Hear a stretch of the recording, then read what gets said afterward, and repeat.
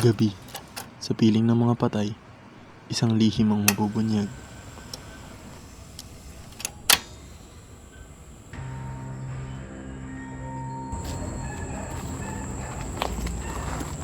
Ikaw, Sa wakas, ay lalabo rin ako.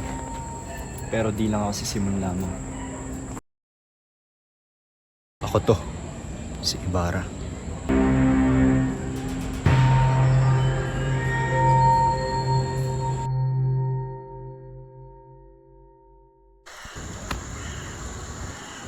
Ibarra? Buhay ka? Buhay. Pero hindi na yung dating tao.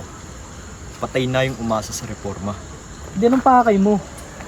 Paghihiganti, paglaya at himagsikan. Pinabayaan kong mabulok ang pamahalaan sa sarili nitong kabulukan. Ngunit bakit sa dahas?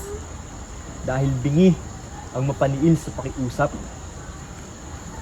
May mga sugat na hindi nahihilom gamit ng balsamo, kundi ng lanseta.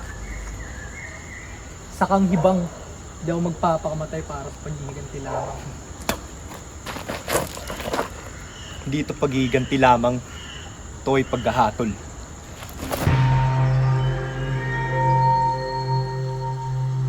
Ngunit ang binhi ay tuluyan ng naitanim. Wala naman nangyayari sa mga petisyon. Reforma raw. Pero hanggang ngayon tayo ginagapos. Kaibigan, ang petisyon may hangganan katulad ng dahas. Kung parehong walang bunga, Kaya anong nais mo?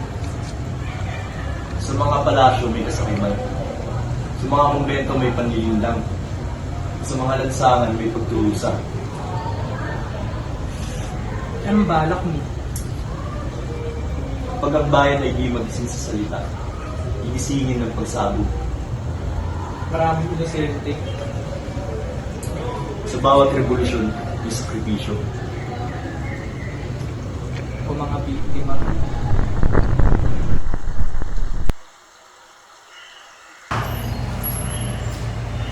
Pagbasdan mo, isang lamparang pangkasal. Kung para sa kanila ay palamti, paghukom para sa akin. Kung hindi yun ito, Pag ito ay binuksan, may pagsabog. Mamamatay yung mga mapaniin. kung nagkakamali ka, kabaliwan ito. Hindi. Kasaysayan.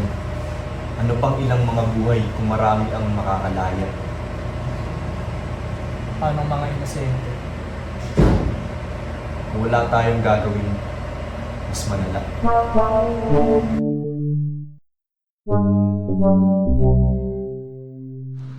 Habang nagdiriwang ang mayayaman, kamatayan ng tahimik na panauhin.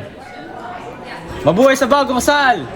Sa kapangyarihan! Kamangarian!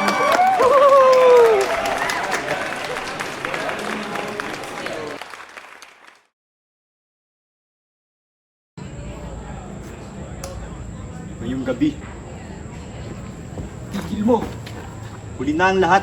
At kung nagkakamali ka, Mahina ka pa rin. maraming inosente ang madadamay. Ano ito?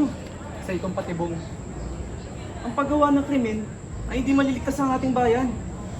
Malis kayo. Ang pag-ibig sa bayan ay hindi maliligtas ang ating bayan. Wag!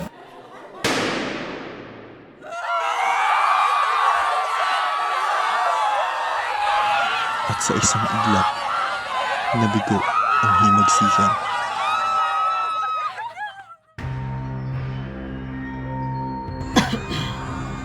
Tapos na. Senyor Simon, tumakas na tayo. Hindi sa pagkakataon to. Senyor, Pakinggan mo ako, Basilio. Kapag dumating yung tunay na himagsikan, huwag niyong itatayo gamit ang puot. Senyor, bakit ngayon mo lang ito napagtanto? Dahil ngayon, turnan ako. Tumakas na tayo, Senyor.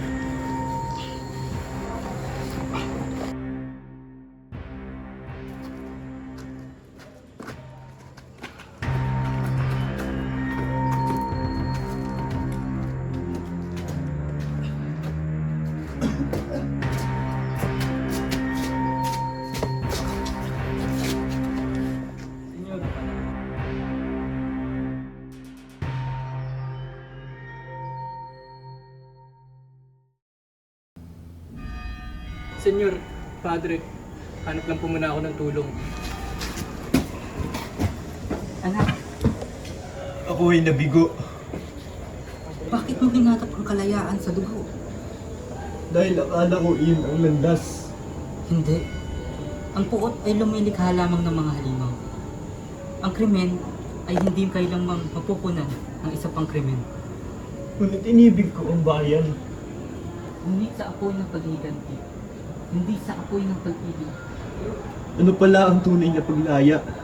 kabutihan, sakripisyo, dangal.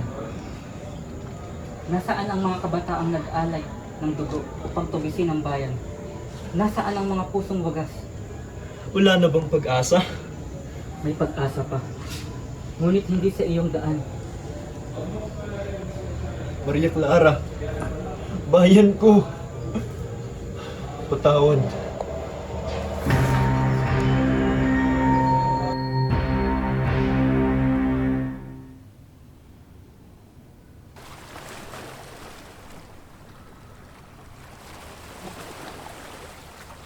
Namatay si Simon.